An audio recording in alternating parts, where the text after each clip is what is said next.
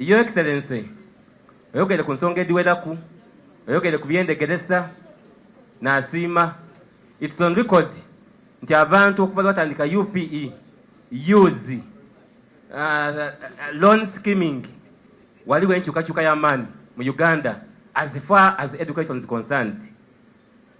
Ekibuuzo kyange, income tax wali ogitwalire ku masomero ga private, amasomero g'obwannannyini wagitoolawo, wakuba nti banaasigala nga batoola ku masomero ago emisolo ebajja okugula mu butale ebintu ebitwala amasomero maiso bakuzimba, like building materials, ebintu by'esomero banatwaliranga omusolo. Private institutions odongeire ku omusolo gwizeewo income tax. Okay. Bawulira bubi omusolo ogwo nga guliwo. Lastly, tulina ensonga ya sandi, omukyanga omusenyo, oyogere ku development okwezimba. Kireka bayagamagana obweyogerere, I give you a credit. This is why you see me. I'm on my bended knees.